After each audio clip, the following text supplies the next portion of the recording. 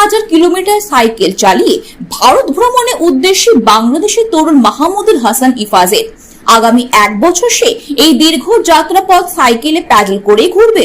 তিনি ভারতের 28টি রাজ্যে ও 31টি ক্যাপিটাল সিটিতে এই সাইকেল ভ্রমণের লক্ষ্য মাত্রা রেখে বাংলাদেশ থেকে প্রবেশ করেছেন ভারতে। দিনে প্রায় 70 থেকে 80 কিলোমিটার সাইকেল চালাচ্ছেন বাংলাদেশের এই সাইকেলিস্ট। সাইকেল চালানো যেন তার কাছে শখ। এখনো পর্যন্ত প্রায় 700 কিলোমিটার সাইকেলিং করে শেষমেশ রানীগঞ্জের বুকে পৌঁছান বাংলাদেশের তরুণ সাইকেলিস্ট মাহমুদুল হাসান ইফাজের। ইফাজ নিজেকে পরিব্রাজ ইফাজ বলে পরিচয় দিতে পছন্দ করি। আমার বাড়ি হচ্ছে বাংলাদেশের কুমিল্লা জেলায়। আমি আজকে 10 দিন হলো আমি রানীগঞ্জে এসে পৌঁছেছি। আমার লক্ষ্য ভারতের 28টি রাজ্যে সাইকেল নিয়ে ভ্রমণ করা।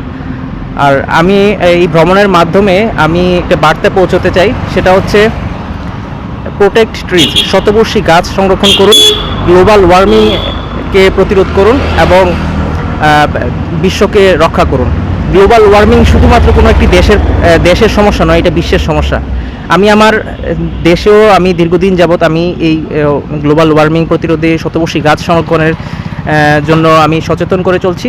পাশাপাশি এখন বিশ্ব ভ্রমণের একটা অংশ হিসেবেই আমি সমগ্র ভারতবর্ষ এসেছি এবং আমি চাই এই ভ্রমণের মাধ্যমে মানুষ পরিবেশ বান্ধব সাইক্লিং উৎসাহিত হোক এবং এটার মাধ্যমে দুই দেশের বন্ধুত্বপূর্ণ সম্পর্ক হোক এবং দুই দেশের তরুণ প্রজন্মের মধ্যে পরস্পর জানার যে বিষয়, যেমন বাংলাদেশ থেকে ভারতবর্ষ দেখতে এসেছি, ভারতের তরুণ প্রজন্ম যেন বাংলাদেশ সম্পর্কে জানার আগ্রহ তৈরি হয়। এই ভারতবর্ষকে কেন বেছে নেওয়া হয়? ভারতবর্ষকে কেন নয়, কারণ হচ্ছে ভারতবর্ষ হচ্ছে বাংলাদেশের সবচেয়ে নিকটতম এবং ভারতের সাথে বাংলাদেশের সবচেয়ে বড় সীমান্ত। মানে ইভেন ভারত এত বড় রাষ্ট্র, কিন্তু ভারতের সবচেয়ে বেশি সীমান্ত হচ্ছে বাংলাদেশের সাথে। তো এত বড় সীমান্ত ঘেরা একটা দেশ, প্রতিবেশী দেশ, এমনকি আমাদের অতীতের অনেক গুরুত্বপূর্ণ ইতিহাস আছে। বাংলাদেশের মুক্তিযুদ্ধে ভারতের অবদান, ইভেন আমাদের দুই দেশ কিন্তু অবিভক্ত ছিল একটা সময়। তো আমাদের যেই অতীতের যেই ইতিহাস এবং বন্ধুত্বপূর্ণ সম্পর্ক, সেটাকে স্মরণ করতে আমি বাংলাদেশ থেকে ভারতকেই আসলে বেছে নিয়েছি সবার আগে।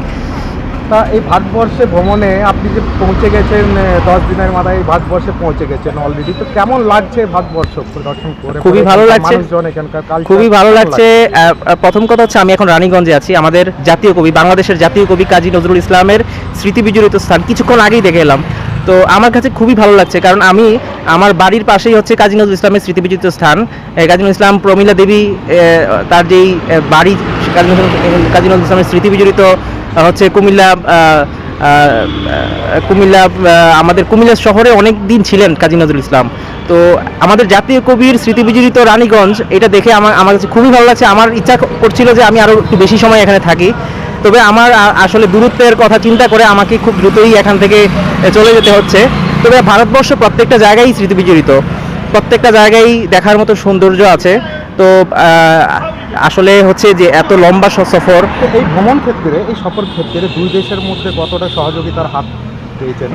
দু দেশ থেকে প্রথমত হচ্ছে যেহেতু এটা লম্বা সময় আমার দেশের বাইরে থাকতে হবে, আমাকে অনেক জায়গা থেকে আমাকে প্রত্যয়নপত্র সংগ্রহ করতে হয়েছে। ভিসার জন্য ইন্ডিয়ান হাই কমিশনে আমাকে বারবার মেইল করতে হয়েছে এবং বিভিন্ন দুই দেশের সাথে সম্পর্ক, যেমন আমার সাথে আছে Bangladesh India friendship sports forum, তারা হচ্ছে আমাকে প্রত্যয়নপত্র সংগ্রহ করে দেওয়া এবং বিভিন্ন অঞ্চলে যে স্পোর্টস ডিপার্টমেন্টের দায়িত্বরত যে কর্মকর্তাগণ আছে তাদের নাম্বার এবং তাদের সাথে যোগাযোগের ঠিকানা সংগ্রহ করে দেওয়া, এই কাজগুলো করে দিয়েছেন। বাংলা সংস্কৃতি বলয় আছে, দুই দেশের বাংলা সংস্কৃতির আদান প্রদান যে সংগঠনগুলো করেন, সংগঠনের ব্যক্তিরা করেন, ওনারা আমাদেরকে আমার এই কাজটাকে পিছন থেকে আমাকে প্যাট্রোনাইজ করেছেন যেন আমি এই কাজটা সুন্দরভাবে শেষ করতে ফিরতে পারি।